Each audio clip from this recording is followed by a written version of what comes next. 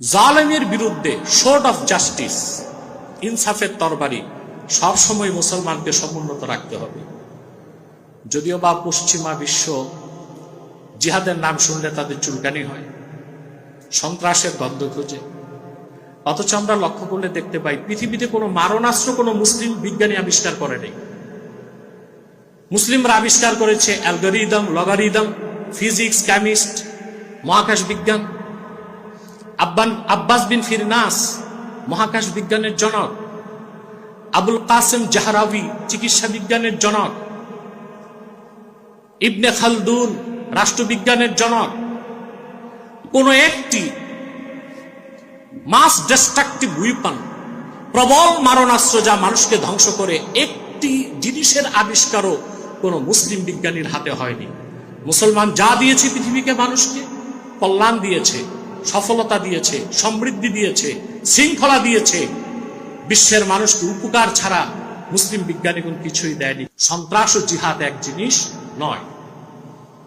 একজন চিকিৎসক রোগীর দেহের পচা অংশ অপারেশন করে কেটে দিলে সেটা অপারেশন, সেটা সন্ত্রাস নয়। হযরত ইমাম হোসেন যে জিহাদের শিক্ষা কারবালায় দিয়েছেন সেটা হচ্ছে দুষ্টের দমন, সত্যের প্রতিষ্ঠা, জালেমকে নির্মূল করা। জালেমের সাথে কোনোদিন আপোষ হতে পারে না। তিনি একমাত্র জিহাদ ফি সাবিলিল্লাহর ঝান্ডাকে ধারণ করে আল্লাহর পক্ষ থেকে প্রদত্ত আমানতকে রক্ষা করতেই তিনি কারবালার প্রান্তে উপস্থিত হয়েছিলেন। এটা তার বক্তব্য থেকে আমরা দেখতে পাই। ওনাকে বলা হলো, ইমাম হোসেন রাদিয়াল্লাহু তাআলা যখন কারবালায় যাবেন, যে আপনি কারবালায় যাচ্ছেন কেন? আপনি ইয়াজিদের শাসনটাকে মেনে নেন। কিছু বিশিষ্ট সাহাবী বললেন যে আপনার ভাই হযরত হাসান রাদিয়াল্লাহু তাআলা আনহু তিনি তো হযরত মুয়াবিয়ার শাসনকে মেনে নিয়েছেন, তা আপনি মেনে নেন।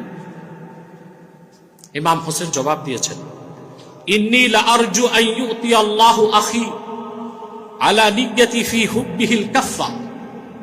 আমার ভাই যে অস্ত্র হাতে নেয়নি, অস্ত্রকে সংবরণ করেছেন, মুয়াবিয়ার শাসনকে মেনে নিয়েছেন, তার নিয়তের কারণে আল্লাহ তাকে সওয়াব দিবেন। ওয়া আইয়ুতিয়ানি আলা নিয়্যাতি ফি হুব্বি জিহাদ আয-যালিমিন।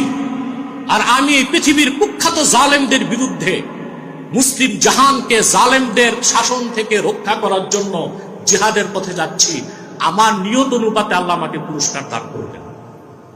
তাহলে কারবালায় তিনি গিয়েছিলেন, সত্য মিথ্যার মধ্যে যে লড়াই ছিল, সত্যের পক্ষে ছিলেন হযরত ইমাম হোসেন। তিনি আমানতকে রক্ষা করেছেন।